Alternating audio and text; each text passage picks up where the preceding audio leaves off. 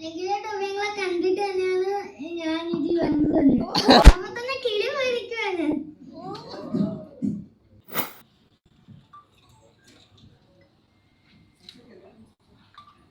നമ്മുടെ അമ്മച്ചിയും ബീനാന്റെയും വരാറുണ്ട്.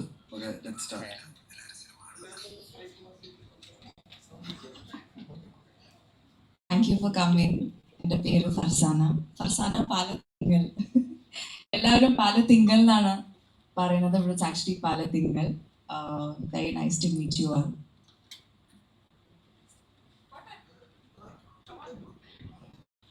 ഹായ്, എൻ്റെ പേര് ആദിശേഷൻ. ആദ്യമായിട്ടാണ് ഇങ്ങനൊരു പാർട്ടിക്കൊക്കെ വരുന്നത്.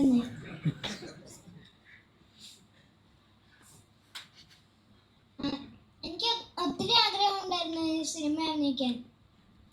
ഞാൻ ഇതിനൊരു ഷോർട്ട് ഫിലിം അഭിനയിച്ച് അത് എണിച്ചിട്ട് കണ്ട് എൻ്റെ ഒരു റീൽസ് കണ്ട് എന്നെ വിളിച്ചത് ഇങ്ങോട്ട്. ഹായ്, എൻ്റെ പേര് സിനാൻ. ഇതെൻ്റെ ഫസ്റ്റ് ഫിലിമാണ്. അപ്പോൾ ഇതിലോട്ട് എന്നെ അഭിനയിക്കാൻ വിളിച്ചിട്ട് താങ്ക് യു. ഹായ്, അജയൻ ചാശ്ശേരി. വളരെ സന്തോഷം വീണ്ടും മഞ്ഞുമലിന് ശേഷം നിങ്ങളുടെ മുന്നിലൊക്കെ വന്നിരിക്കാൻ പറ്റിയത്. ഞങ്ങൾക്കും വളരെ സന്തോഷമാണ്. വളരെ എല്ലാ സ്ഥലത്തു നിന്നും വളരെ സന്തോഷമുള്ള റിപ്പോർട്ടുകളാണ് വരുന്നുകൊണ്ടിരിക്കുന്നത്. നമ്മളെ എല്ലാ ആളുകളും വിളിക്കുന്നുണ്ട്. എന്നാലും വളരെ സന്തോഷത്തോടു കൂടി നിങ്ങൾ മുന്നിലിരിക്കാൻ പറ്റുന്ന വളരെ ഭാഗ്യം. Hello everyone, I'm Shailaja. I would just like to thank all of you for coming here to hear us, and it's a matter of great pride for us to be associated with Chidambaram and this wonderful film and to produce it. So thank you everyone. Hi, എൻ്റെ പേര് സാന്ദ്ര ചന്ദ്രൻ. ഇതും എൻ്റെ first ഫിലിമാണ്.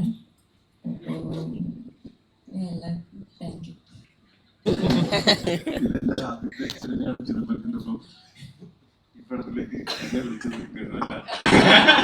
പക്ഷെ പറഞ്ഞു വിട്ടതാണ് ചിത്രജിത്തുകൂടെയാണ് വിളിച്ചത്. ഭയങ്കര കേട്ടപ്പോൾ തന്നെ ഭയങ്കരമായിട്ട് ഇഷ്ടപ്പെട്ട ഓൺ ദി സ്പോട്ട് ക്യാരക്ടറാണ് അത്. സിനിമയുടെ ഷൂട്ടിൽ ജോയിൻ ചെയ്ത ഫസ്റ്റ് ഷോട്ട് മുതൽ ഈ ഭയങ്കര ഹാപ്പി ആയിട്ടും എക്സൈറ്റഡ് ആയിട്ടും ഭയങ്കര കംഫർട്ടബിൾ ആയിട്ടും വർക്ക് ചെയ്തിട്ടുള്ള ഒരു സിനിമയാണ്. മൊത്തം ക്രൂ ഭയങ്കര അടിപൊളിയായിരുന്നു. ഈ സിനിമയിൽ ടെക്നിക്കൽ ക്രൂ എല്ലാം ഗംഭീരമാണ്. കിടിലൻ ഡയറക്ടർ, റൈറ്റർ, അങ്ങനെയുള്ള എല്ലാ ഡിപ്പാർട്ട്മെന്റുകളും ഗംഭീരമാവുന്ന സമയത്ത് അതിലഭിനയിക്കുന്ന ആക്ടേഴ്സിനും ഭയങ്കര അനുഗ്രഹമാണ്. ഭയങ്കര ഒരു എന്താ പറയുക സൗകര്യമാണ്. നമുക്ക് ഏറ്റവും നല്ല നമ്മുടെ പെർഫോമൻസ് പുറത്തു കൊണ്ടുവരാനായിട്ട് ഏറ്റവും നല്ല ടീമിനാണ് പറ്റുക. അങ്ങനെ ഈ സിനിമയിൽ ഒരു ക്യാരക്ടർ ചെറുതെങ്കിലും ഭയങ്കര ഇൻട്രസ്റ്റിംഗ് ആയിട്ടുള്ള ക്യാരക്ടർ ചെയ്യാൻ പറ്റിയത് വലിയ സന്തോഷമാണ്. ഒരുപാട് നന്ദിയുണ്ട്. ഇത് നന്ദിയുടെ ഒരു ബിഗിനിങ് മാത്രമാണ്. ഒരുപാട് നന്ദി പറയാനുണ്ട്. ഇങ്ങനത്തെ ഒരു സിനിമ എന്നും ഉണ്ടാവുന്ന ഒരു പരിപാടിയല്ല. അത് വല്ലപ്പോഴുമാണ് ഇങ്ങനത്തെ ഒരു സിനിമ ഉണ്ടാവുന്നത്. അതിന്റെ ഭാഗമാവാൻ ഒരുപാട് പേർക്ക് ആഗ്രഹം ഉണ്ടെങ്കിലും വളരെ കുറച്ച് പേർക്ക് സാധിക്കുന്നുള്ളൂ. അതിലൊരാളാവാൻ പറ്റിയതിൽ ഒരുപാട് സന്തോഷമുണ്ട്. അത് ചിദംബരത്തിനോടും ജിത്തുവിനോടും അതുപോലെ ഈ പടത്തിന് വേണ്ടി വർക്ക് ചെയ്ത എല്ലാവരും അവരുടെ 100% അതിൽ കൊടുത്താണ് ചെയ്തിരിക്കുന്നത്. അജയൻ ചേട്ടന്റെ ഗംഭീരമായ വർക്ക്, സിനാൻ, ആദി അസാധ്യ ആർട്ടിസ്റ്റുകളാണ്. പിന്നെ നമുക്കറിയാം ഫർസാന, ഇപ്പം എല്ലാവർക്കും അറിയാം, ഗംഭീരം ട്രെയിലർ ടീസർ പോലെ ഒന്നുമല്ല, അത് പറയാനില്ല. ഒരുപാട് ഗംഭീര പെർഫോമൻസസ്. അതെല്ലാം അമ്മ നമസ്കാരം.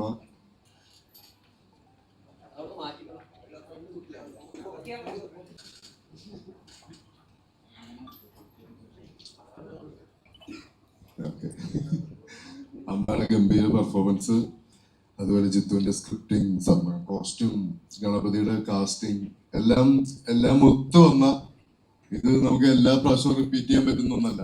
ഇത് എല്ലാം കൂടെ ഒരുമിച്ച് വരുന്ന ഒരു ഗംഭീര പരിപാടി. അത് നന്നായിട്ട് റിസീവ് ചെയ്തതിന് നിങ്ങൾക്കും എല്ലാവർക്കും താങ്ക് യു സോ മച്ച്.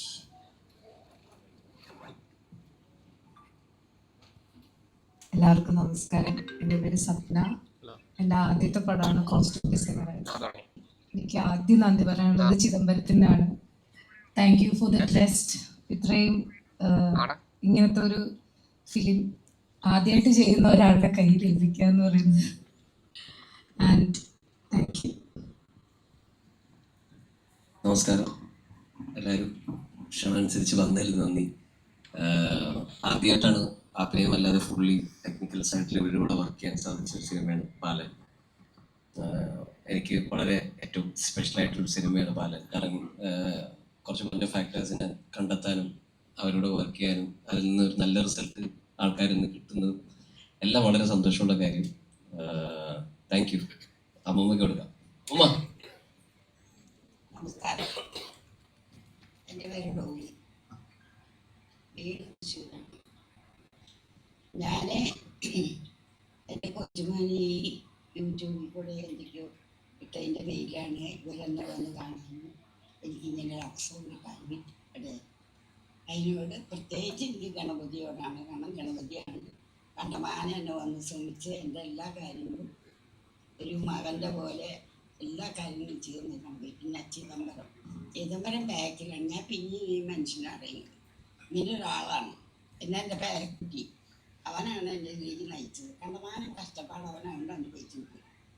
എല്ലാവരുടെ ചീത്തയും തെറിയൊക്കെ കേട്ട് അവൻ വീട്ടിൽ നിന്ന് വരെ ഇറക്കി വിടാൻ തയ്യാറായില്ല. പക്ഷേ എല്ലാവരും ഉപരി എനിക്ക് ഇങ്ങനെ ഒരു സ്ഥാനവും ഇവരുടെ എല്ലാവരുടെ സഹായ സഹകരണങ്ങളും സ്നേഹവും കിട്ടി. ഇത് എന്നെ കാത്തു എൻ്റെ എല്ലാ കാര്യങ്ങളും നടത്തുന്ന എല്ലാ മക്കളോടും നന്ദി രേഖപ്പെടുത്തി. ബ്രോ, എൻ്റെ ക്വസ്റ്റ്യൻ എന്ന് പറയുമ്പോഴത്തേക്കും ഈ ഒരു കാസ്റ്റിംഗ് നടത്തിയൊരു പ്രിപ്പറേഷൻ എന്തായിരിക്കും? കാരണം ഇതൊരു പെർഫെക്റ്റ് കാസ്റ്റിംഗ് ആണ് ഈ പടത്തിൽ വന്നിരിക്കുന്നത്. അപ്പോൾ അതിന് മുന്നേ നടത്തിയ പ്രിപ്പറേഷൻസ് എന്തൊക്കെയായിരുന്നു? എസ്പെഷ്യലി നമ്മുടെ ഫർസാന, നമ്മുടെ സിനാൻ, പയ്യൻ, അങ്ങനെ എല്ലാവരുടെയും കാസ്റ്റിങ്. അപ്പോൾ ഈ ഒരു ഇതിനൊരു പ്രിപ്പറേഷൻ എന്തായിരുന്നു ആദ്യം? ഓരോന്നെടുത്ത് പറയുന്നത് കുറേ പറയാനുണ്ട്. പക്ഷേ എന്താ പറയണ്ടേ, കുറേ നമ്മൾ ഒരു 2-3 മാസക്കാലോളം ഒരുപാട് സ്കൂളുകളിലും കേരളത്തിലുടനീളം ഒരുപാട് സ്കൂളുകളിലും ഒരുപാട് ഈ ഫീമെയിൽ ഓഡീഷൻസ് ആയാലും 10,000-4,000 പേരെയൊക്കെ നമ്മൾ ഓഡീഷൻ ചെയ്തിട്ടുണ്ട്, നേരിട്ടും അല്ലാതെയൊക്കെ.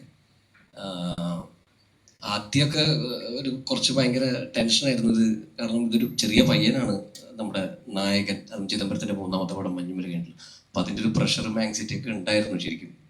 ഇടയ്ക്ക് ഇത് പറ്റുമോ എന്നൊക്കെയുള്ളൊരു തോന്നലുണ്ടായിരുന്നു. പക്ഷേ എന്നാലും എനിക്ക് കുറച്ച് കഴിഞ്ഞപ്പോൾ പ്രോസസ്സ് ഭയങ്കര എൻജോയ് ചെയ്യാൻ തുടങ്ങി. അങ്ങനെ പല ശ്രമങ്ങളുണ്ടായിരുന്നു. അങ്ങനെ ഒരുപാട് നാളുകൾക്ക് ശേഷമാണ് ആദിശേഷനാണ് നമുക്ക് ആദ്യം കിട്ടുന്നത്. ഈ പറഞ്ഞ പോലെ ഒരു ഷോർട്ട് ഫിലിമിൽ ഒരു ചെറിയ ഗ്ലിംസ് കണ്ടിട്ടാണ് പീക്കുവിനെ ഞാൻ വിളിക്കുന്നത്. നമ്മളെ പീക്കു എന്ന് വിളിക്കാറ്. അപ്പോൾ പീക്കുവിൻ്റെ കണ്ണാണ് നമുക്ക് പിന്നെ സ്ട്രൈക്ക് ചെയ്തത്. അതിലൂടെയാണ് നമ്മൾ ആദ്യം പിന്നെ അമ്മയിലേക്ക് പോയത്. അമ്മ നമ്മളിവിടെ കേരളത്തിലേക്ക് ഓഡിഷൻസ് നടത്തിയ അവസാനം മുംബൈയിൽ നിന്നാണ് ഫർസാന. മുംബൈ മോഡലായിരുന്നു ഫർസാന, തൃശ്ശൂരേരിയാണ്. അത് കഴിഞ്ഞ് ഏറ്റവും അവസാനമാണ് എനിക്ക് തോന്നുന്നു സിനാനെ കിട്ടുന്നത്. അതിൻ്റെ ഇടയ്ക്ക് അമ്മൂമ്മ ഉണ്ടായിരുന്നു. അമ്മൂമ്മേനെ പക്ഷെ നമ്മൾ കണ്ടപ്പോൾ തന്നെ നമുക്ക് വേറെ ഡൗട്ടൊന്നും ഉണ്ടായിരുന്നില്ല. കാരണം എന്താ പറയണ്ടേ, ലോട്ട് ഓഫ് ഗട്ട്സ്. ആദ്യമായിട്ട് അഭിനയിക്കുന്നതാണെന്നുള്ളൊരു ഫീലൊന്നും അമ്മൂമ്മ നമുക്ക് തന്നില്ല. അടിപൊളിയായിട്ടാണ് ചെയ്തത്. അത് കഴിഞ്ഞിട്ട് ലാസ്റ്റാണ് എനിക്ക് സിനാനെ കിട്ടുന്നത്. ഭയങ്കര രസമുള്ളൊരു പ്രോസസ്സായിരുന്നു.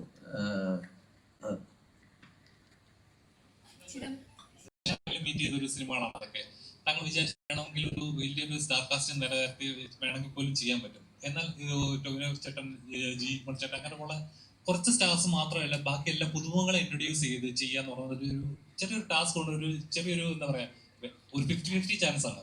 എന്തായിരുന്നു ആ ഒരു ഇനിഷ്യേറ്റീവ് എടുക്കാനുള്ള ഒരു ഇത് ഈ സിനിമ ചെയ്യാനുള്ള പ്രചോദനവും ധൈര്യവും ഇതിന്റെ സ്ക്രീൻ പ്ലേ തന്നെയാണ്.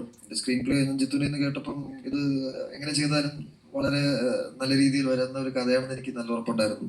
പിന്നെ ടൊവിനോ ജീനെല്ലാം എന്താ പറയാ, like they also trusted in the story and came without much doubts and thank you for that. എന്താ പറയാ, ഈ സിനിമയുടെ കഥ തന്നെയാണ് ഇതിന്റെ ധൈര്യവും പ്രചോദനവും. ശരിക്കും ഇതിലെ കഥാപാത്രങ്ങൾ ഒരു ജേർണിയാണ്. പ്രേക്ഷകരെ ആ ജേർണിയിൽ ഇപ്പൊ ഒരു പോയിന്റ് കഴിയുമ്പോൾ ഇവർ ആരാണ്, ഏതാണ്, എന്താണ് ഇങ്ങനെ പ്രേക്ഷകൻ തന്നെ ചോദിച്ചു തുടങ്ങുന്നത്. അപ്പോൾ അതൊരു പ്രേക്ഷകനെ കൂടെ അങ്ങനെ ഒരു ചോദിപ്പിക്കാന്ന് പറഞ്ഞ ചെറിയൊരു പ്രോസസ് അല്ല. ശരിക്കും പറയാം ഇവരുടെ കഥാപാത്രങ്ങൾ എന്താണെന്ന് ഒരു പോയിന്റ് ആവുമ്പോൾ നമുക്ക് ബ്രേക്ക് ആവുന്നുണ്ട്. എത്രത്തോളം ടഫായിരുന്നു ആ സ്ക്രിപ്റ്റിൽ? എപ്പോഴും കൺഫ്യൂഷൻ വന്നിട്ടുണ്ടോ? സ്ക്രീൻ ടോപ്പ് നിങ്ങൾ പറഞ്ഞ പോലെ തന്നെ എല്ലാ കഥയിലും നമ്മൾ പ്രേക്ഷകരും കൂടെ ആ കഥ പറച്ചിലിന്റെ ഭാഗമാക്കണം. ഞാനൊരു 3 പറയും, ബാക്കി യു ഫില്ലിൻ. അപ്പൊ അങ്ങനത്തെ ഒരു കൊടുക്കൽ വാങ്ങലുണ്ടെങ്കിൽ സിനിമ ഭയങ്കര എൻഗേജിങ്ങും ആൾക്കാർക്ക് ആ സ്റ്റോറി ടെല്ലിങ്ങിന്റെ ആ ജേർണിയിൽ അവരുടെ പാർട്ടായിട്ട് അപ്പൊ എല്ലാം സ്പൂൺ ഫീഡ്. അപ്പൊ ഞാൻ കുറച്ച് ഫില്ല് ചെയ്യും, ബാക്കി നിങ്ങൾ ഫില്ല് ചെയ്യും. അങ്ങനത്തെ ഒരു രീതിയാണ് നമ്മളിൽ അപ്രോച്ച് ചെയ്തിരിക്കുന്നത്. ഫിലിമാണ് ഒരു experience ആണ്. ഒരു ബിഗ് സ്ക്രീനിൽ പ്രേക്ഷകരിൽ എത്തിക്കുക എന്ന് പറഞ്ഞത് ചെറിയൊരു കാര്യമല്ല. അപ്പോൾ എന്റെ ട്രെയിലറൊക്കെ ഇറങ്ങിയ സമയത്ത് ആളുകൾ വിചാരിച്ചത് ഇതൊരു സൈക്കോ പടമായിരിക്കും, ഒരു സൈക്കോ ക്യാരക്ടറൊക്കെ ആയിരിക്കും, അങ്ങനത്തെ ഒരു ഇതുണ്ടായിരുന്നു. എന്തൊക്കെ എന്താ എക്സ്പെക്ടേഷൻസ് ആണ് ഇത് ചെയ്യുന്ന സമയത്ത്? മെയിൻ എക്സ്പെക്ടേഷൻ എന്ന് പറഞ്ഞാൽ ഇത്രക്കും ടാലന്റഡും എസ്റ്റാബ്ലിഷ്ഡ് ആയ ഒരു ടീമല്ലേ, അപ്പോൾ അവരൊരു ലെവലിലാണെങ്കിൽ നമ്മളും അങ്ങോട്ടേക്ക് എങ്ങനെയെങ്കിലും ഒന്ന് എത്തിച്ചു വരണം. അപ്പം ആ ഒരു ചെറിയൊരു പ്രഷർ ഉണ്ടായിരുന്നു. പക്ഷേ mainly I just wanted to enjoy the journey, ഷൂട്ടിൻ്റെ എക്സ്പീരിയൻസ് അത് ശരിക്കും ആക്ച്വലി എൻജോയ് ചെയ്ത് truly living it through and through. ഈ കഥയിലെ കഥാപാത്രം എത്രത്തോളം നമുക്ക് റിലേറ്റ് ചെയ്യാൻ പറ്റും? ഇപ്പം ബാലനെ ഹാൻഡിൽ ചെയ്യാന്ന് പറഞ്ഞ ചെറിയ ബാലൻ ഭയങ്കര ഹൈപ്പർ ആയിട്ടുള്ള ഒരാളാണല്ലോ. അതെ അതെ, കൂടുതൽ റിലേറ്റ് ഒന്നും ചെയ്യാൻ പറ്റില്ല. അവള് ഇത്തിരി എന്താ പറയാ ക്വസ്റ്റനബിൾ കാര്യങ്ങളൊക്കെ ചെയ്യുന്ന ഒരു ക്യാരക്ടറാണ്. So I can fully relate her. പക്ഷെ റിലേറ്റ് ചെയ്യുന്ന ഒരു കാര്യം എന്ന് പറഞ്ഞാൽ അവളുടെ ലോയൽറ്റി, അവളുടെ മകനോടുള്ള loyalty is just like can't even explain it. അപ്പോൾ that's the same kind of loyalty that I believe in when it comes to people that we love. Yeah. ഒരു ആളുകളല്ല, കഥാപാത്രങ്ങളാണ് ആ വ്യക്തികളെ ചൂസ് ചെയ്തായിട്ട് ഫീൽ ചെയ്തു. ഓരോ ചെറിയ കഥാപാത്രങ്ങൾ കാണുമ്പോൾ പോലും കുറച്ചു നേരം ഉണ്ടെങ്കിൽ പോലും അത് ആപ്റ്റ് ആണെന്ന് ഫീൽ ചെയ്യുന്നുണ്ടായിരുന്നു. അപ്പം ഈ സിനിമയിൽ ടോവിനോച്ചേട്ടൻ ഈ കാസ്റ്റ് എന്നുള്ള കഥ ഇത് ചെയ്യണം എന്ന് അല്ലെങ്കിൽ ഇത് എന്റെ കരിയറിൽ ഉണ്ടായിരിക്കണം എന്ന് തോന്നുന്ന ഒരു ബുക്ക് ചെയ്ത എലമെന്റ് ഉണ്ടാവും. ഇതിന്റെ കഥ കേട്ടപ്പോ തന്നെയാണ്, കഥ കേട്ടപ്പോ എന്റെ ക്യാരക്ടർ ഹാർഡ്ലി 10-15 മിനിറ്റ്സ് സിനിമയിൽ ഉള്ളൂ. പക്ഷെ അതിൻ്റെ ഉള്ളിൽ തന്നെ ക്യാരക്ടറിന്റെ ഒരു തുടക്കവും മധ്യവും അവസാനവും ഉണ്ട്. ക്യാരക്ടറിന് ഒരു ആർക്ക് കൃത്യമായിട്ടുണ്ട്. എന്റെ ക്യാരക്ടർ മാത്രമല്ല, ഇതിലെ ഏത് ക്യാരക്ടർ തോന്നി കഴിഞ്ഞാലും അവരുടെ നല്ലതും ചീത്തയുമായിട്ടുള്ള സ്വഭാവങ്ങൾ, അവരുടെ വൾനറബിലിറ്റീസ്, അതൊക്കെയാണ് അവർ കുറച്ചും കൂടെ റിലേറ്റബിളും ആൾക്കാർക്കെല്ലാം നന്നായിട്ട് മനസ്സിലാവുകയും ചെയ്യുന്നത്. നമ്മൾ ആരും ബ്ലാക്ക് ആൻഡ് വൈറ്റിലല്ലല്ലോ നമ്മളെ തന്നെ ഡിഫൈൻ ചെയ്യാൻ പറ്റുക. ഗ്രേ ഏരിയാസ് ഉണ്ടാവും, നമ്മുടെ വൾനറബിലിറ്റീസ് ഉണ്ടാവും. അത് ഫോഴ്സ്ഫുള്ളി അല്ലാതെ ഓരോ ക്യാരക്ടറിന്റെയും അത് എനിക്ക് സിനിമ കൊണ്ടുപോയിരുന്നപ്പോൾ അത് ഫീൽ ചെയ്തിരുന്നു. അപ്പോൾ അത് കഷ്ടം തോന്നി. ഇപ്പോൾ ഏതൊരു ആക്ടറാണെങ്കിലും അയാൾക്ക് അങ്ങനത്തെ നല്ല കഥാപാത്രങ്ങൾ കിട്ടുന്നല്ലാതെ ശൂന്യതയിൽ നിന്ന് നമുക്കൊന്നും ഉണ്ടാക്കാൻ പറ്റില്ല. അപ്പൊ അങ്ങനെ ഒരു കഥാപാത്രം വരുന്ന സമയത്ത് ഇവരുടെ മനസ്സിൽ ഞാൻ വന്നു എന്ന് പറയുന്നതും അത് എൻ്റെ അടുത്തേക്ക് ഇവർ എത്തി എന്ന് പറയുന്നതും എനിക്കത് ചെയ്യാൻ പറ്റി എന്ന് പറയുന്നതും ഒക്കെ ഭയങ്കര സന്തോഷവും ഭയങ്കര ഭാഗ്യമാണ്. അതെന്ന് വെച്ചാൽ ഇങ്ങനത്തെ ചെയ്യാൻ ഭയങ്കര ആഗ്രഹം ഉണ്ടാവും, എല്ലാ ആർട്ടിസ്റ്റുകൾക്കും ഉണ്ടാവും. അത് എൻ്റെ പെട്ടെന്നുള്ളൊരു രൂപവും ഒക്കെ വെച്ചിട്ട്, അല്ലെങ്കിൽ ഞാൻ മുമ്പ് ചെയ്തിട്ടുള്ള സിനിമകൾ വെച്ചിട്ട് ഇങ്ങനെ ഒരു ക്യാരക്ടറിലായിരിക്കില്ല ചിലപ്പോൾ സാധാരണ ആൾക്കാർ ആദ്യം ഫസ്റ്റ് തോട്ടിൽ വിളിക്കുക. പക്ഷെ ഇതിൽ എനിക്ക് ഇവർ വിളിച്ചപ്പോൾ തന്നെ എനിക്ക് ഏറ്റവും സന്തോഷം തോന്നുന്നത് ഈ ഒരു ക്യാരക്ടർ, ഇതിന്റെ രൂപമൊന്നും അന്ന് എന്തായിരിക്കും എന്ന് നമുക്ക് അറിയില്ലായിരുന്നു. അതൊക്കെ നമ്മൾ ഷൂട്ടിന് തൊട്ട് മുമ്പൊക്കെയാണ് അത് തീരുമാനിക്കുന്നത്. ഞാൻ വരുമ്പോഴത്തേക്കും ഇവൻ ഞാൻ ഈ സിനിമയിൽ ജോയിൻ ചെയ്യുമ്പോഴത്തേക്കും ഇവൻ ഭയങ്കര പ്രൊഫഷണൽ ആയിട്ട് ഷോട്ടിന്റെ സമയത്തൊക്കെ റെഡി സർ എന്നൊക്കെ പറഞ്ഞിട്ട്, അത് പുലർച്ചയ്ക്കൊക്കെയാണ് നമ്മൾ നൈറ്റ് ഷൂട്ടുകളൊക്കെ ഞങ്ങൾ ഉണ്ടായിരുന്ന സീനുകൾ പറയുന്നത് നൈറ്റൊക്കെ ആയിരുന്നു. 6 വയസ്സുള്ള കുട്ടിക്ക് രാത്രി ഉറക്കം കളയേണ്ട കാര്യമില്ല. നമ്മളെന്ന് വെച്ചാൽ ഇങ്ങനെ സിനിമ ഇങ്ങനെയാണ് അതാണ് ഇതാണെന്നൊക്കെ തിരിച്ചറിഞ്ഞ് എക്സ്പീരിയൻസും ഒക്കെ ആയിട്ടാണ് നമ്മളിങ്ങനെ ഉറക്കം കളയുന്നത്. പക്ഷെ ഇവനെ സംബന്ധിച്ചിടത്തോളം ഇവന്റെ ഒരു ഈ പ്രായത്തിൽ തന്നെ ഇതിൽ വെളിവുണ്ടാവുക എന്ന് പറയുന്നത് തന്നെ ഭയങ്കര കാര്യമാണ്. അവൻ വളരെ പ്രൊഫഷണലായിട്ടാണ് അഭിനയിക്കുന്നതാണ്. മാത്രമല്ല ഞങ്ങൾക്ക് കുറേ സമയം ഞങ്ങൾക്ക് സ്പെൻഡ് ചെയ്യാനായിട്ട് കിട്ടിയായിരുന്നു. ബോട്ടിലും സ്കൂട്ടറിലും ഒക്കെ ആയിട്ട് ഞങ്ങൾ പോകുമ്പോൾ ഞങ്ങൾ കുറേ കഥയൊക്കെ പറയും. എൻ്റെ വീട്ടിലെ കഥയും പറയും, ഞാൻ എൻ്റെ വീട്ടിലെ കഥയും പറയും. അങ്ങനെ ഞങ്ങൾ കുറേ സമയം കിട്ടിയിരുന്നു. സിനാനായിട്ടാണെങ്കിലും സിനാൻ ഞങ്ങൾ അത് കഴിഞ്ഞിട്ടും സിനാനപ്പോൾ ആ സമയത്തെ ഷൂട്ടിന്റെ സമയത്ത് ഞങ്ങളുടെ ഷൂട്ട് നടക്കുന്ന സമയം മുതൽ അവിടെ ഉണ്ട്. അത് കഴിഞ്ഞ് സിനാനിലേക്ക് വരുന്ന സമയത്ത് ഇവൻ ആ ക്യാരക്ടറിന്റെ ഇന്നസെൻസ് ആണ് പ്ലേ ചെയ്തിരുന്നതെങ്കിൽ സിനാൻ വരുന്ന സമയത്ത് സിനാൻ അതിന്റെ ഇന്റൻസിറ്റി, ആ ബാലന്റെ ഇന്റൻസിറ്റിയിലേക്ക് എത്തിക്കുന്നത് വളർന്നതിന് ശേഷമുള്ളത് അത് സിനാനായിരുന്നു. അത് ആദ്യമായിട്ട് സിനിമയിൽ അഭിനയിക്കുന്ന ആൾക്കാരാണ്. നമുക്കെല്ലാവർക്കും ഒരു ആദ്യത്തെ സിനിമ ഉണ്ടായിരുന്നല്ലോ.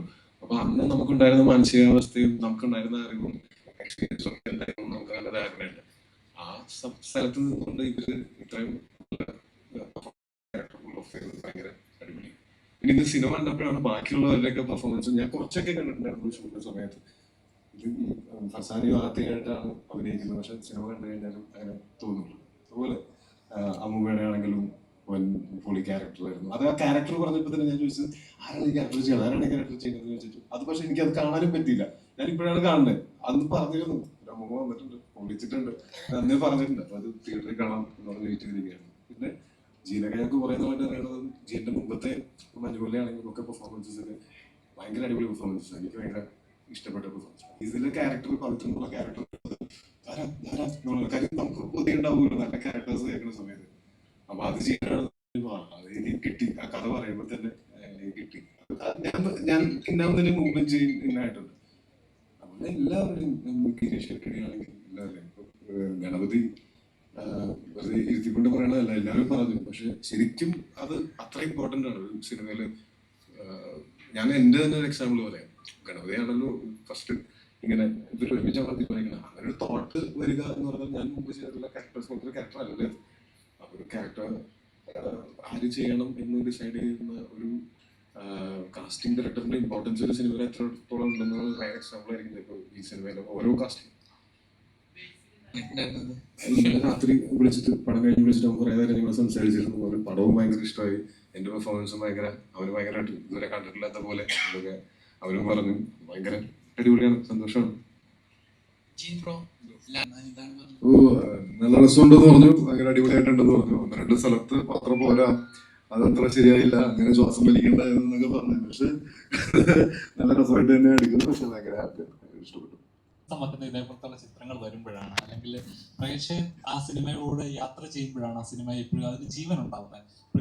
സിനിമ കണ്ടിട്ട് ഇന്ത്യൻ സിനിമയിൽ മാർക്ക് ചെയ്യപ്പെടുന്ന ഒരു സിനിമയാകും ഈ സിനിമ എന്ന് പറയുമ്പോൾ. ബാലൻ സിനിമ ഒരു ലെജൻഡ് തരുന്ന സിഗ്നേച്ചറാണ്. അപ്പൊ എങ്ങനെ ഉണ്ടായിരുന്നു അതുപോലെ ഒരു ലെജൻഡ് ഒരു റിമാർക്ക് കേട്ടപ്പോ? ഓഫ് കോഴ്സ് ഭയങ്കര സന്തോഷമായിരുന്നു. പ്രിയൻ സാറിന്റെ ആ വാക്ക് റിയലി ഹെൽപ്ഡ് us. അപ്പം കുറെ ആൾക്കാർക്ക് ഈ സിനിമ കാണാനും എല്ലാം അതൊരു എന്താ പറയുക ഒരു മോട്ടിവേഷനായി. ആൻഡ് ഇത് പ്രശംസകൾ ആക്ച്വലി പാരിസ് ഉത്തരവാദിത്തങ്ങളോടാണ് തരുന്നത്. എപ്പോഴും അത് നമ്മൾ ഡെലിവർ ചെയ്യാൻ ശ്രമിച്ചുകൊണ്ടേയിരിക്കും. താങ്കളെ സിനിമ ചെയ്യാൻ ഇൻസ്പയർ ചെയ്യിക്കുന്നത്? അങ്ങനെയല്ല, എല്ലാ സിനിമയും യുണീക്കാണ്, എല്ലാ സിനിമയും സ്പെഷ്യലാണ്. അപ്പം ചില കഥകൾ പറയണം, some stories has to be told, it has to be heard. അപ്പം അങ്ങനെയൊക്കെയാണ് നമ്മൾ സിനിമയിലേക്ക് അറിവ് ചെയ്യുന്നത്. ഇതാണ്, ഇത് ചെയ്യാം, ഇതൊരു നല്ല സിനിമയായിരിക്കും എന്നുള്ളത്. പിന്നെ കഥ തന്നെയാണ് ഏറ്റവും. പിന്നെ എല്ലാം പിന്നെ കാണാത്ത സിനിമ ചെയ്യുകയാണെങ്കിൽ അത്രയും ബെറ്റർ. നമ്മൾ ഇതുവരെ കാണാത്തൊരു കഥയും കാണാത്തൊരു ലോകമാണ് കൊടുക്കുന്നതെങ്കിൽ അത്രയും ബെറ്റർ.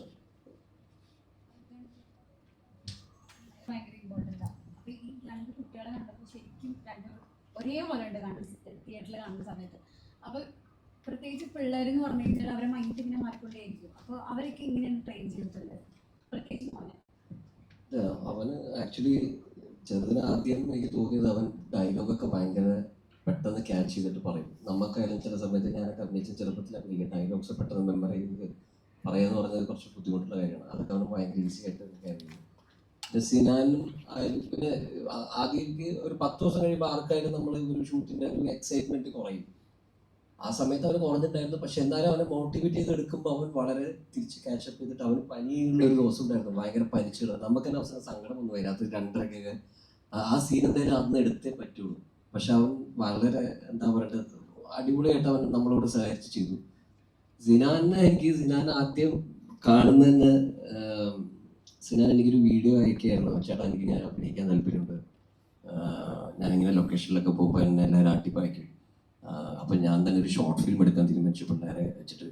അതിൽ ഞാനും അഭിനയിച്ചിട്ടുണ്ട്, ചേട്ടൻ ഒന്ന് കണ്ടിട്ട് പറയുമെന്നൊക്കെ ചോദിച്ചു. അങ്ങനെ ഞാൻ സിനാൻ ഇവൻ്റെ വർത്താനം എനിക്ക് ഇഷ്ടപ്പെട്ടപ്പോൾ ഞാൻ പറഞ്ഞൊരു കാര്യം ചെയ്യും, വാ ഫ്ലാറ്റിലേക്ക് വാ എന്ന് പറഞ്ഞു. ഇവൻ താഴെ എത്തിക്കഴിഞ്ഞിട്ട് ഇവനൊരു അരമണിക്കൂറായിട്ട് ഞാൻ കാണില്ല. താഴെ എത്തി എന്നും പറയാൻ കൊള്ളാലോ. അത് കഴിഞ്ഞ് ഇവൻ ഡയലോഗ്സ് ഒക്കെ നോക്കി, ചേട്ടാ എനിക്ക് കുറച്ച് സമയം വേണം. അപ്പോൾ ഇവൻ ബാക്കിയുള്ള ആൾക്കാർ വന്ന പോലെ പെരുമാറുന്ന പോലെ അല്ലായിരുന്നു അവൻ്റെ പെരുമാറ്റം സിനാൻ്റെ. അപ്പോൾ അതെനിക്ക് കുറച്ച് ഇൻട്രസ്റ്റിംഗ് ആയിട്ട് തോന്നി. പിന്നെ അവൻ്റെ ഫസ്റ്റ് ഓഡിഷൻ ടൈപ്പ് കൂടെ കണ്ടപ്പോഴത്തേക്ക് നമുക്ക് ഫിക്സായി. പക്ഷേ ഞാൻ പറയുന്നത് ഈ സിനാൻ എനിക്ക് ഫിക്സ് ആയത് സിനാനെ അതൊരു ഭാഗ്യം തന്നെ പറയാം. കാരണം വെച്ചാൽ നമുക്ക് നമ്മളെ മനസ്സിന് ഇഷ്ടപ്പെട്ട പെർഫോമൻസ് അത് ഇവർ തമ്മിൽ രണ്ടും മാച്ച് ആവുന്നു. അത് പ്രിയൻ സാറും നമ്മൾ എന്തൊന്ന് പറഞ്ഞിരുന്നത് ഒരേപോലെ ഉണ്ടായിരുന്നു കാണാനുള്ളത്. അപ്പോൾ അത് ആക്ച്വലി എനിക്ക് തോന്നുന്നു നമ്മളൊരു നല്ല ഒരു മോട്ടീവിന് വേണ്ടി വർക്ക് ചെയ്യുമ്പോൾ ചിലതൊക്കെ നമുക്ക് വേണ്ടി ഹാപ്പൻ ചെയ്യും. അതാണ് സംഭവിച്ചത്. വന്നപ്പോഴേ ആ തിയേറ്ററിൽ കണ്ടാൽ തന്നെ എല്ലാവരും കൈയടിക്കുന്നുണ്ടായിരുന്നു നമ്മളെ കണ്ട സമയത്ത്, ഡയലോഗ് പറയുന്ന സമയത്ത്. അപ്പൊ എങ്ങനെ ഉണ്ടായിരുന്നു ആദ്യമായിട്ട് സിനിമ ഒക്കെ ചെയ്ത സമയത്ത്? വളരെ സന്തോഷം തോന്നി. കാരണം ഞാൻ ആദ്യമായി അഭിനയിക്കുകയാണ്. പിന്നെ എന്താ വെച്ചാൽ എൻ്റെ ഒരു ക്യാരക്ടറും അതിനോട് തിരിച്ചേർന്നാണ്. അതുകൊണ്ട് അവർക്ക് അധികം ബുദ്ധിമുട്ടിട്ട് വന്നില്ല. ബുദ്ധിമുട്ടാണ് കാര്യം നടത്തി കൊടുത്തു. പിന്നെ വളരെ സന്തോഷമുണ്ട് മോളെ ഈ പ്രായത്തിൽ ഇങ്ങനെ ഒരു ഇതിൽ അഭിനയിക്കാനും ഇത്രയും നിങ്ങളുടെ എല്ലാവരും മുമ്പിൽ വന്നിരിക്കാനും ദൈവം ഒരവസരം നന്ദിയുണ്ട്. ഇതിലാരും കംപ്ലീറ്റ്ലി നല്ലവരായിട്ടുള്ള ആൾക്കാരും ഇല്ല, കംപ്ലീറ്റ്ലി മോശമായിട്ടുള്ള ആൾക്കാരും ഇല്ല. എല്ലാവരും കറക്റ്റ് ഗ്രേഡ് ആൾക്കാരാണ്. എല്ലാവരും സെൽഫിഷാണ്. എല്ലാവർക്കും അവരായിട്ടുള്ള പേഴ്സ്പെക്റ്റീവിലുള്ള ശരികളുണ്ട്. അപ്പൊ ഈ ഒരു അല്ലാതെ അങ്ങനെയാണല്ലോ ജീവിതത്തിലും എല്ലാവരും. പിന്നെ നമ്മളെല്ലാവരും ഇങ്ങനെ ബ്ലാക്ക് നമുക്ക് കാണിക്കാനും പറ്റില്ല. മഞ്ഞുവൽ ബോയ്സ് ആയാലും അവരത്ര നല്ല ബോയ്സ് ഒന്നുമല്ല, കയ്യിരിപ്പം. അപ്പം എല്ലാത്തിനും ജാനമല്ല ജോയ്മോനായാലും സെൽഫിഷാണ്. അപ്പം അങ്ങനെ റിയൽ ലൈഫ് എഴുതുമ്പോൾ നമുക്ക് അങ്ങനെ ഗ്രേ സ്ട്രീറ്റിലെ ആൾക്കാർ എഴുതാൻ പറ്റുമെന്നാണ് ഞാൻ വിശ്വസിക്കുന്നത്.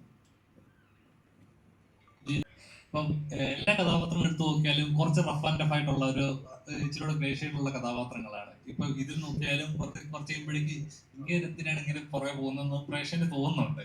അപ്പം ശരിക്കും ഇങ്ങനത്തെ കഥാപാത്രങ്ങൾ കിട്ടുമ്പോൾ എപ്പോഴും തോന്നിയിട്ടുണ്ടോ ഇതൊന്നും മാറ്റി പിടിച്ച് വേറെ എനിക്ക് ഇച്ചിരി ലെവലിൽ പിടിച്ചുകൂടെ എന്ന് തോന്നിയിട്ടുണ്ടോ? അതോ ഇല്ല, ഈ മുഖം വെച്ച് പൂക്കി പിടിക്കാൻ പറ്റാത്തോണ്ട് അത് ഇല്ല, അങ്ങനെയൊന്നും തോന്നിയിട്ടില്ല. എന്ത് ചെയ്യണം, ഇന്നത് ചെയ്യണം എന്നൊന്നും അങ്ങനെ ആഗ്രഹിച്ചിട്ടില്ല ഞാൻ. ഇതിപ്പം ഇങ്ങനെ നല്ല കഥാപാത്രങ്ങൾ, സത്യത്തിൽ ഭയങ്കര സോഷ്യൽ ആങ്സൈറ്റി ഉള്ള ഇൻട്രോവേർട്ട് ആയിട്ടുള്ള ആളാണ്. പക്ഷെ ഇതുപോലെ നല്ല കഥാപാത്രങ്ങൾ വരുമ്പം നമുക്കത് ചെയ്യാൻ ഇഷ്ടമാണ് എന്നുള്ളതാണ്. അതുകൊണ്ട് അങ്ങനെയൊന്നുമില്ല. പക്ഷെ ഇത് ഒരുപാട് ഇപ്പം എന്താ പറയാ, ഇതിപ്പോ ഈ വിഷയമായിട്ട് കണക്ട് ആണെന്നൊക്കെ അറിയത്തില്ല. ഇപ്പം ഈ ആദിയും സിനാനും ഒക്കെ എന്താ പറയാ, അവരുടെ ഒരു ലെവൽ ഓഫ് ഒരു പെർഫോമൻസ് ഭയങ്കര അൺഎക്സ്പെക്ടഡ്ലി ഹൈ ആണ്. സത്യം പറഞ്ഞു കഴിഞ്ഞാൽ ഞാൻ അതിന്റെ കൂടെ അവരോട് ശരിക്കും നല്ല കമ്പീറ്റ് ചെയ്തിട്ടാണ് നിൽക്കേണ്ടത് എന്ന് പറഞ്ഞ ഒരു ഇതുണ്ട്. അപ്പൊ അതുകൊണ്ട് ഇത് തന്നെ ഞാൻ മാനേജ് ചെയ്യും. വേറൊരു ടൈപ്പ് അങ്ങനെയൊന്നുമില്ല, കഥാപാത്രം ഡിമാൻഡ് ചെയ്യുന്നതനുസരിച്ച് അത് അങ്ങനെ ഒരു നല്ല പരിപാടിയാണെങ്കിൽ മൊത്തത്തിൽ മാറ്റം വരുത്തി. ഇപ്പം താങ്കൾ പറയുമ്പോൾ നല്ല ഫിസിക്കലി ഫിറ്റ് ആയിട്ടുള്ള ഒരാളാണ്, പക്ഷെ ഇതിലൊക്കെ വരുമ്പോൾ ഒരു കുറവായിട്ടുള്ള ഒരാള്, സാധാ ചോറ് എന്ന് ജീവിക്കുന്ന ഒരാളുടെ ഒരു ബോഡി, അങ്ങനത്തെ ഒരു, അപ്പൊ അതിനൊക്കെയുള്ള പ്രിപ്പറേഷൻസ് എന്നൊക്കെയായിരുന്നു മൊത്തത്തിൽ. അത് നമുക്ക് ഈ ക്യാരക്ടറിന്റെ നമ്മൾ ഇതിനെ പറ്റി ഡിസ്കസ് ചെയ്തുകൊണ്ടിരുന്ന സമയത്ത് ഈ ക്യാരക്ടർ ഒരു നല്ലപോലെ നമ്മൾ ആദ്യത്തെ ഒരു ഡ്രാഫ്റ്റ് ഉണ്ടായിരുന്നു, മറ്റേ ഡെയിലി ഒരു ബിരിയാണിയും കഴിക്കുന്ന നല്ലപോലെ കള്ളും കുടിക്കുന്ന ഒരാൾ എന്നുള്ളതാണ്. അതുകൊണ്ടാണ് നമ്മൾ ഈ വയറിന്റെ കാര്യമൊക്കെ ഇങ്ങനെ ചിന്തിച്ചത്. അത് പ്രോസ്തെറ്റിക് ആണ് ആ വയറ്. പക്ഷെ ഞാൻ അങ്ങനെ ഫുൾ ഫിറ്റ്നസ്സിലൊക്കെ ഇരുന്ന് ചിസിൽഡ് ആയിട്ട് ഇരുന്ന് കഴിഞ്ഞാൽ അത് അടയ്ക്കാൻ വരുന്ന മാമനെ കെട്ടി വെച്ച പോലെ ഇരിക്കുള്ളൂ. അത് ഒട്ടും സെറ്റ് ആവില്ല. അപ്പൊ അത് കാരണം കൊണ്ട് ഞാൻ ഒരാഴ്ച ബ്രേക്ക് എടുത്ത് ദുബായിക്ക് പോയിട്ട് എന്റെ ഫ്രണ്ട്സിന്റെ കൂടെ ചില്ല് ചെയ്ത് കവളൊക്കെ കൊടുത്തിട്ടാണ് തിരിച്ചു വന്നത്. ബാലനിലേക്ക് വരുന്നതിന് മുമ്പ് ഞാനത് പറഞ്ഞിട്ട് പോയത്. അത് കഴിഞ്ഞ് ബാലനില് അപ്പൊ എന്ന് വെച്ചാൽ കുറച്ച് ശരീരം കുറച്ചൊന്നും വർക്കൗട്ടും ചെയ്തില്ല, ഒന്ന് ലൂസ് ആവണമായിരുന്നു ശരീരം. പിന്നെ അപ്പൊ അങ്ങനെയാണ് ആ ബോഡി ലാംഗ്വേജിലൊക്കെ അതിന്റെ നമുക്ക് ഗുണം ചെയ്യും. അപ്പൊ നമുക്കറിയാം ഇയാള് അത്ര പോസ്റ്റ് സ്ട്രെങ്ത് ഒന്നും ഇല്ലാത്ത ആളായിരിക്കും, ചിലപ്പോൾ അത്ര ഫിറ്റ്നസ് ഇല്ലാത്ത ആളായിരിക്കും. അപ്പൊ അതിന്റെ നടത്തത്തിലൊക്കെ അതിന്റെ ചെറിയ മാറ്റങ്ങൾ ഉണ്ടാകുമായിരിക്കും, നല്ല ഇരിപ്പിലും കിടപ്പിലും ഒക്കെ ഉണ്ടാവും. പിന്നെ നമ്മൾ കോൺസ്റ്റന്റ് ആയിട്ട് ഇപ്പോൾ ഭയങ്കര ഇതിനെപ്പറ്റി ഡിസ്കസ് ചെയ്യണം എന്ന് പറഞ്ഞിട്ട് ഇരുന്നിട്ട് അല്ലെങ്കിൽ പോലും നമ്മളവിടെ നമ്മുടെ സൗഹൃദ സംഭാഷണങ്ങളുടെ ഇടയ്ക്ക് അബ്ബാസ് എന്നുള്ള ക്യാരക്ടർ അയാളെങ്ങനെയായിരിക്കും, അയാളുടെ മാനസികാവസ്ഥ എന്തായിരിക്കും തുടങ്ങിയിട്ടുള്ള പല കാര്യങ്ങളും നമ്മളിന്റെ ഡിസ്കഷനിൽ അത് ചിദംബരമായിട്ട് ഞാൻ എപ്പോഴും ഞങ്ങൾ അതിനെപ്പറ്റി തന്നെയാണ് സംസാരിച്ചുകൊണ്ടിരുന്നത്. പിന്നെ അത് കഴിഞ്ഞ് അയാൾക്ക് കുറച്ചും കൂടെ പ്രായം കുറച്ചും കൂടെ കൂടുന്ന ഇവരിൽ നിന്ന് വളർന്ന് അവിടേക്ക് എത്തുന്നവരാണ്.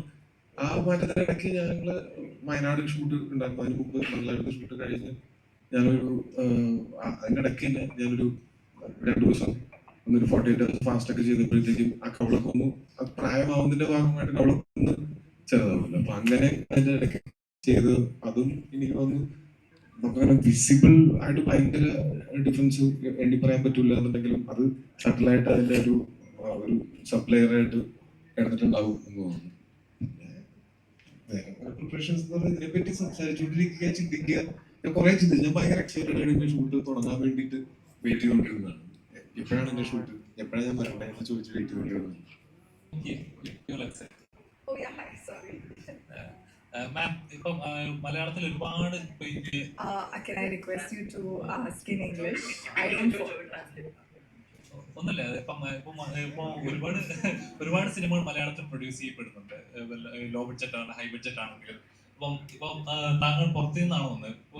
പുറത്തു നിന്നുള്ള ഇൻവെസ്റ്റ്മെന്റ്, അതായത് എനിക്ക് മോളിവുഡ് സിനിമ ചെയ്യണം എന്ന് അങ്ങനെ ഒരു ഇൻസ്പിറേഷൻ ഉണ്ടായിരുന്നു. ഈ സിനിമ ചെയ്യാനായിട്ടൊരു തോന്നിയ ഒരു ഇൻസ്പിറേഷൻ ഉണ്ടായിരുന്നു.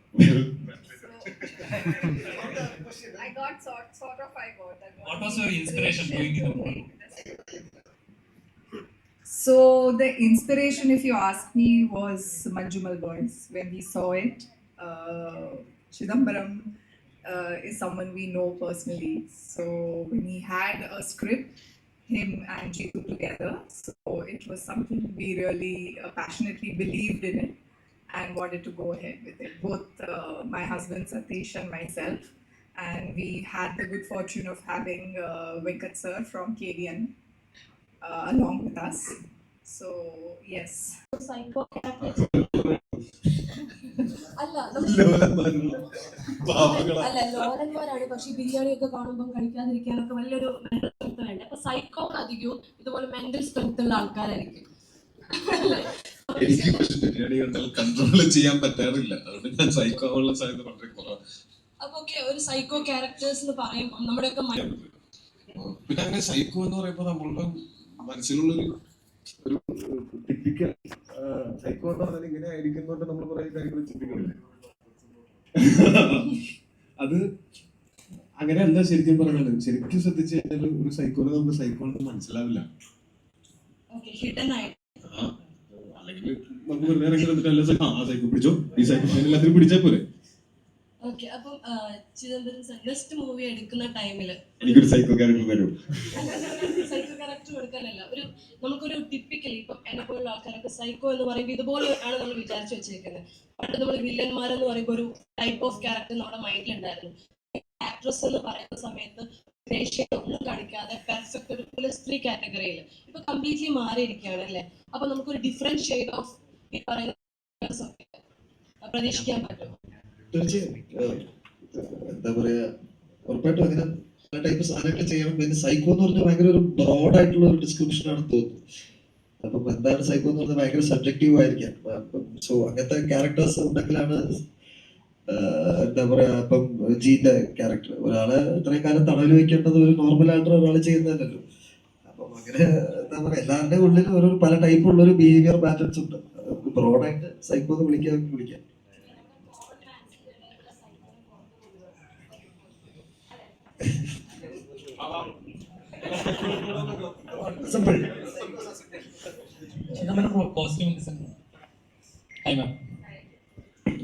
ഈ സിനിമ എടുത്തു നോക്കുമ്പോൾ നമുക്ക് ഭയങ്കര രസമുള്ള കോസ്റ്റ്യൂംസ്.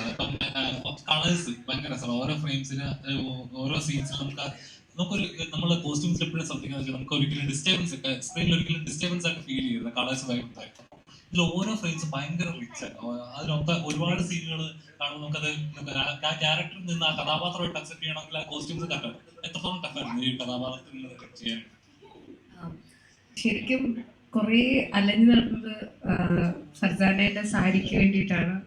നോക്കി അവസാനം അങ്ങനെ ഒരു ക്യാരക്ടറോട് ബ്ലെൻഡായിട്ട് ബോഡിയോട് ബ്ലെൻഡായിട്ട് കിടക്കുന്ന ഒരു ഫാബ്രിക്കിൽ അതൊരു ഹാൻഡ് മെയ്ഡ് സാരിയാണ്. അതാണ് കുറച്ച് നാളെടുത്ത് എനിക്ക് തോന്നുന്നു ഷൂട്ട് തുടങ്ങുന്നതിന് ഒരു 1 വീക്ക് 2 വീക്ക് മുന്നെയാണ് ആ സാരി കിട്ടുന്നത്. പിന്നെ ടോബിയുടെ ക്യാരക്ടർ ഇറ്റ്സ് വെരി ലൈക്ക് 2 സമയം കാണിക്കുന്നുണ്ട്. ഇതാണ് കുറച്ചും കൂടി ഡീറ്റെയിലിംഗ് ചെയ്യാൻ വേണ്ടിയിട്ട് ഉണ്ടായിരുന്നു. ഇപ്പൊ റീസെന്റ് ഇപ്പൊ നമ്മുടെ ലാലേട്ടന്റെ ഒടിയന്റെ പേരും ഇപ്പം രാജവണ്ണ സിനിമയുടെ ഒടിയന്റെ പേരും സിമിലാരിറ്റി വന്നു. അപ്പൊ അതിന്റെ റൈറ്റ്സ് അവർ ഇങ്ങനെ കൊടുത്തിട്ടുണ്ടെന്ന് പറഞ്ഞിട്ടുണ്ടായിരുന്നു. ഈ പേരിടുമ്പോഴത്തേലും ഡിഫിക്കൽട്ടീസ് കാര്യങ്ങളും ഉണ്ടായിട്ടുണ്ടായിരുന്നു. ഫസ്റ്റ് ഓഫ് ഓൾ പേരിന് റോയൽറ്റി ഇല്ല, പക്ഷെ നമ്മൾ എല്ലാം ഇതിന്റെ ബാലൻ പ്രൊഡ്യൂസ് ചെയ്ത പ്രൊഡക്ഷൻ കമ്പനി ട്രാക്ക് ചെയ്ത ഫാമിലി ഓസ്ട്രേലിയയിലാണ്. ബാലൻ അവരുടെ 15ാമത്തെ 16ാമത്തെ സിനിമ എന്തായിരുന്നു. അപ്പം അത് കഴിഞ്ഞ് അവർ പ്രൊഡക്ഷൻ ഹൗസ് കൂട്ടി ആ ഫാമിലിയുടെ ലാസ്റ്റ് ആൾക്കാരെ നമ്മൾ ട്രേസ് ചെയ്തു. അവരിന്ന് NOC വാങ്ങിച്ചു, ചേംബറിൽ നിന്നൊക്കെ അപ്രൂവൽ എടുത്തിട്ട് തന്നെയാണ് ബാലൻ എന്നുള്ള പേരിലേക്ക് എത്തിയത്. കാരണം ബാലൻ എന്നുള്ള പേര് ചൂസ് ചെയ്യാൻ കാരണം അതിന്റെ റീകോൾ വാല്യൂ തന്നെയാണ്. എല്ലാവർക്കും സുപരിചിതമായ പേരാണ്. പിന്നെ ഒരു ബാലന്റെ കഥ എന്ന് പറയുമ്പോൾ ബാലൻ എന്നല്ല ഏറ്റവും സ്ട്രേറ്റ് ഫോർവേഡ് ആയിട്ടുള്ള പേര്. പിന്നെ അതിന്റെ റീകോൾ വാല്യൂ ആണ്. പിന്നെ നമ്മളെ സ്കൂളുകളിൽ പഠിപ്പിച്ചിട്ടുള്ള ബാലനാണ് ഫസ്റ്റ് ടോക്ക് ചെയ്യുക. അങ്ങനെ എല്ലാവർക്കും അറിയുന്ന നമ്മളുടെ ചരിത്രത്തിന്റെ ഭാഗവും കൂടെ ആയ ഒരു ടൈറ്റിൽ കൊണ്ടാണ് ബാലനിലേക്ക് എത്തിയത്.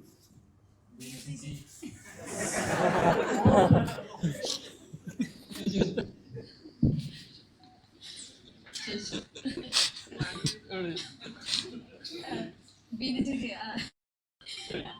കുറെ നാളുകൾക്ക് ശേഷം നല്ലൊരു ക്യാരക്ടർ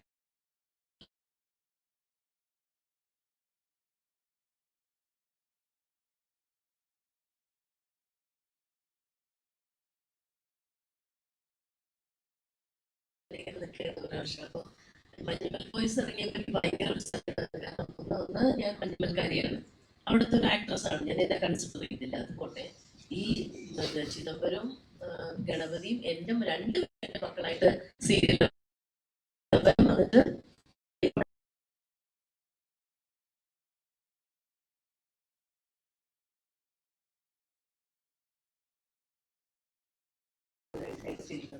ഇവർ രണ്ടുപേരും എന്നെ കൺസിഡർ ചെയ്തല്ലോ എന്നുള്ള സങ്കടം ഞാൻ ദിവസം വെറുതെ ചിദംബരത്തിന് ഒരു മെസ്സേജ് ഇൻസ്റ്റയിൽ ഇട്ട് കൊടുത്തു, എന്നാലും അമ്മയായി എന്നെ കൺസിഡർ ചെയ്തത്. പക്ഷെ അതാവുമായി മൈൻഡൊന്നും ചെയ്തില്ല കേട്ടോ.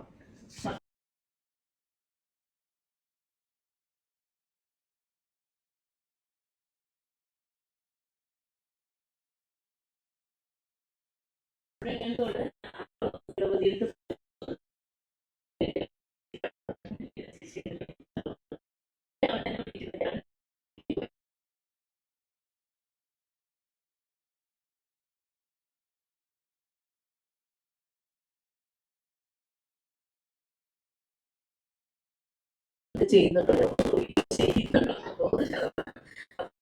എനിക്ക് അങ്ങനെ ഗണപതിയിൽ വഴി കിട്ടിയതാണ് ഈ ക്യാരക്ടർ.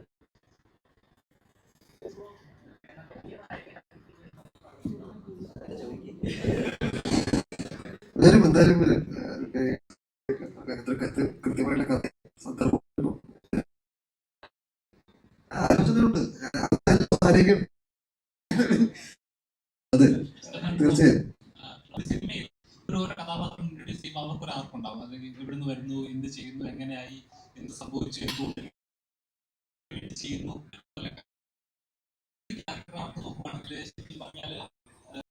വ്യവസായമായിട്ട് അംഗീകരിക്കും ഇപ്പോഴത്തെ ബജറ്റിൽ. അങ്ങനെ ഒരു ഫിലിം സിറ്റി എന്നൊക്കെ പറയുന്നത് ഒരു ഈ സിനിമയിൽ ഉള്ള നമ്മളെല്ലാവരും സിനിമ ഇതുകൊണ്ട് ജീവിക്കുന്ന ആൾക്കാരാണല്ലോ. അപ്പോൾ ഞങ്ങൾ മാത്രമല്ല, ഇതിൻ്റെ ഫ്രണ്ടിൽ ക്യാമറയ്ക്ക് മുന്നിൽ വരുന്നവർ മാത്രമല്ല, എൻ്റെ പിറകിലുള്ള ഒരുപാട് പേരുണ്ട്, പല ഡിപ്പാർട്ട്മെൻറ്റുകളിലായിട്ട് ജോലി ചെയ്യുന്നത്. അപ്പോൾ അവർക്ക് എല്ലാവർക്കും ഒരു സന്തോഷമുള്ളൊരു വാർത്തയാണ്, അതൊരു പരിഗണനയാണ് ഇത്രയും പോപ്പുലറായിട്ടുള്ള ഒരു മാധ്യമത്തിന് ഇപ്പോൾ ഇങ്ങനെ ഒരു വ്യവസായമായിട്ട് അംഗീകരിച്ച് അതിന് കുറച്ചും കൂടെ സപ്പോർട്ട് ചെയ്യുന്ന ഒരു തീരുമാനം വരുന്നത്. അത് തീർച്ചയായിട്ടും വളരെ സന്തോഷമുള്ളൊരു കാര്യമാണ്, അഭിനന്ദനാർഹമാണ്. അത് വലിയ മാറ്റങ്ങൾ സിനിമയിൽ, മലയാള സിനിമയിൽ ഉണ്ടാവട്ടെ എന്ന് ആഗ്രഹിക്കുന്നു.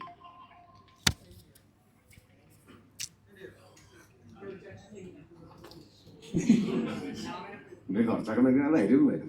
ഇതുപോലെ ഇതിപ്പോ അത് നേരത്തെ പറഞ്ഞു വെക്കുന്നതിനേക്കാളും നല്ലത് വരുമ്പോ കണ്ട് നിങ്ങൾക്ക് അതല്ലേ നല്ലത്, അത് രസം. നമ്മുടെ ബാലനൊന്നും പറഞ്ഞില്ല. ഹലോ ഹലോ ആരി ഇവിടെ കഥയൊക്കെ ഇഷ്ടപ്പെട്ടു. എങ്ങനെയാണ് ചെയ്ത് കഥ മനസ്സിലായില്ല, കഥ മനസ്സിലായില്ല.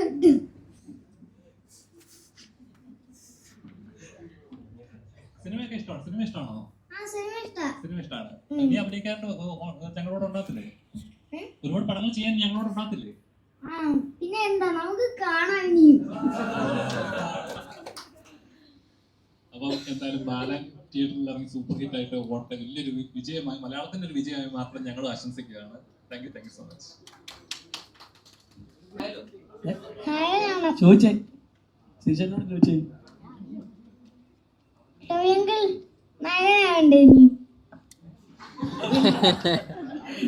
ശിവചേട്ടനോട് ചോദിക്കുന്ന ഇനി അടുത്ത നായകനാക്കുമെന്ന് ചോദിക്കും.